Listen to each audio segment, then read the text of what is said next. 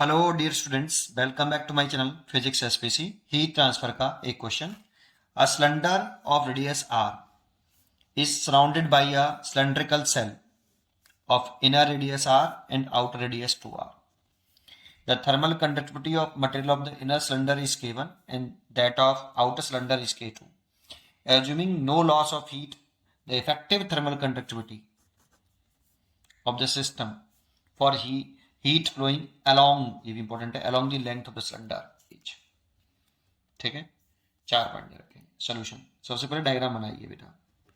एक हमें सिलेंडर दे रखा है जिसकी रेडियस आर है, ये एक सिलेंडर दे रखा है, ठीक है। इसकी ये रेडियस हमें दे रखी है कि ये रेडियस आर है, ये आपका एक सिलेंडर है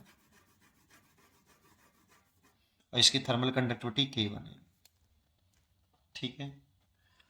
अब एक इसके सराउंडेड एक हॉलो सिलेंडर है जिसकी इनर रेडियस तो आर है, तो इनर रेडियस आर होगी तो सोचो इसकी वजह से 2 पर होगा और आउटर रेडियस 2r है। देखो एक और सिलेंडर ना लिया ऐसे,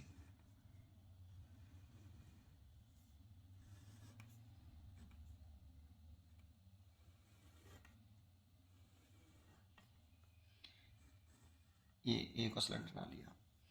इस वाले की इनर रेडियस, ये देखो ये ऐसे सिलेंडर है बेटा, इनर रेडियस हो गई ये वाली आपकी, है ना। थोड़ा सा ऐसे कर देते हैं इसको, ठीक है।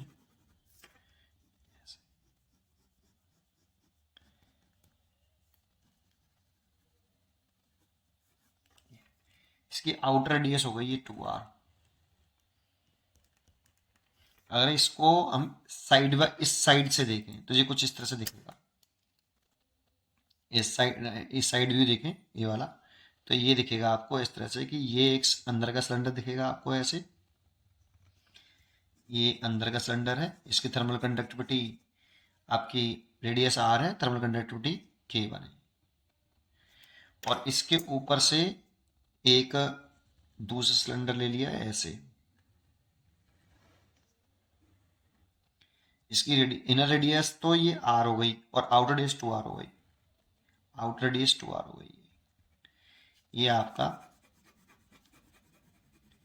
इस तरीके से दिखाई देगा साइड से, है ना, ऐसे, ठीक है। अब पूछा क्या है कि इक्विवेलेंट हीट करंट कैसे फ्लो कर रही है। इसमें हीट करंट जो फ्लो कर रही है along the length of the cylinder, that means ऐसे करंट फ्लो कर रही है बेटा। और इसके लिए इधर का टेम्परेचर ज़्यादा रखा हुआ TH और इधर का टेम्परेचर कम रखा हुआ TL। TH is greater than TL। Heat current हमेशा high current to low current flow कर रही होगी, ऐसे करंट फ्लो कर रही होगी।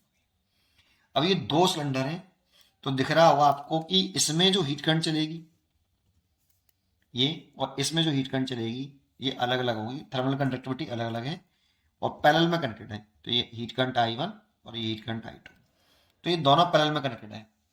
तो हमें दो कंसेप्ट आना चाहिए। तो थर्मल रेजिस्टेंस का फॉर्मूला आना चाहिए। थर्मल रेजिस्टेंस का फॉर्मूला होता है थर्मल रेजिस्टेंस RT बराबर L/KA। इसमें L का कंसेप्ट पता होना चाहिए आपको कि जो L होता है इसमें ये लेंथ ऑफ मटेरियल होती है, length of material along the direction of, कौन सा लेना है, अलोंग द डायरेक्शन, इस पे ध्यान दो, along the direction of flow of heat, of flow of heat current, ये। और ए क्रॉस सेक्शनल एरिया है, cross sectional area perpendicular to the direction of flow, direction of heat current, और K thermal conductivity और RT thermal resistance है, ठीक है। तो अब आप देखो ये दोनों किस में कनेक्टेड है, सीरीज में या पैरेलल में। तो पैरेलल में कनेक्टेड है क्योंकि एक यहाँ पे करंट दो भागों में डिवाइड होगी बेटा, यहाँ से करंट आ रही होगी ऐसे, और टेम्परेचर डिफरेंस दोनों का सेम है, देखो दोनों कंडक्टर का, करंट डिवाइड हो जाएगी। तो इसीलिए पैरेलल कॉम्बिनेशन में तो 1/r इक्वलेंट, ये थर्मल रेजिस्टेंस है बेटा, पैरेलल में ही होगा, ये फर्स्ट कंडक्टर का और ये सेकंड कंडक्टर का, और ये इक्वलेंट थर्मल रेजिस्टेंस। और देखो अगर यहां से 1/r निकालें हम, ये r equal to L upon K है, तो 1/r उल्टा करें तो के ए अपॉन एल होगा। तो लिख लो 1/r1, ये पहले कंडक्टर का ब्लू वाले का, तो ब्लू वाले की थर्मल कंडक्टिविटी कितनी, K1, ये वाला फॉर्मूला लगा रहे 1/r की value K1 A upon L, तो K1। Area of cross section कितना, तो एरिया ऑफ क्रॉस सेक्शन देखें तो ये वाला क्रॉस सेक्शन लिखेंगे, ये वाला ब्लू वाला जिसकी रेडियस r1 है, तो एरिया क्वेश्चन हो जाएगा पाई r1 का square, pi capital R1, R1 नहीं R केवल यार, पाई r स्क्वायर, ठीक है, रेडियस r है इसकी, इसकी 2r है, ठीक है, तो पाई r का स्क्वायर ओवर लेंथ तो सेम है देखो, और लेंथ कौन सी होती है समझ में आ रहा है, जो along the direction of flow of heat current. तो देखो इसी के अलोंग करंट फ्लो कर रही है, और यहाँ पे बोला भी है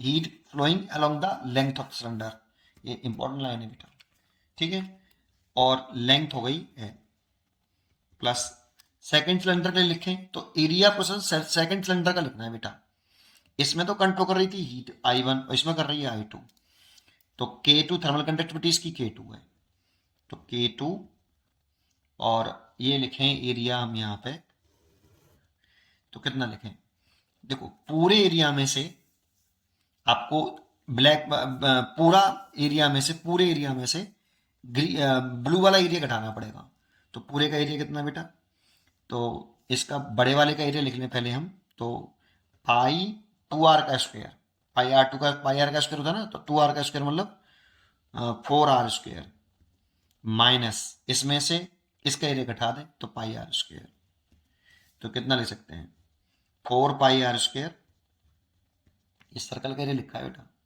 उसकी रेडियस 2r ना बेटा, इस पूरे एरिया में से ये वाला एरिया घटा देंगे तो रेड वाला पोर्शन का एरिया निकल आएगा, ठीक है, माइनस का पाई r स्क्वायर ओवर लेंथ है।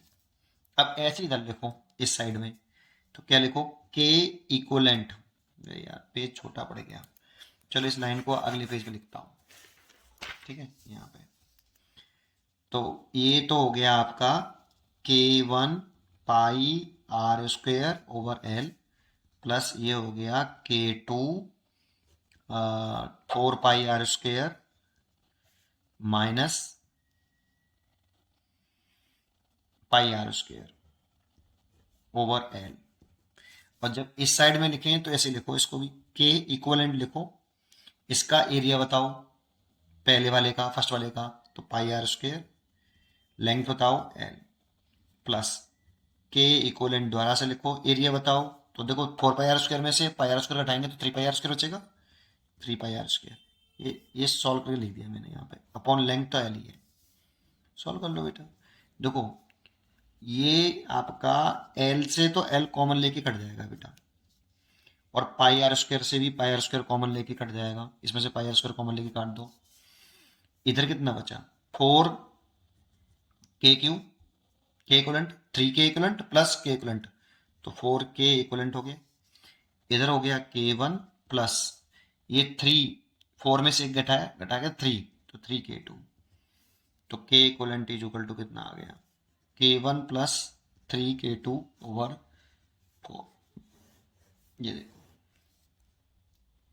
K1 प्लस 3K2 अपॉन 4, इसका आंसर हो गया डी चॉइस इज करेक्ट। उम्मीद करता हूँ कि आपको ये क्वेश्चन जरूर समझ में आया होगा, पढ़ते रहिए और खुश रहिए, थैंक यू।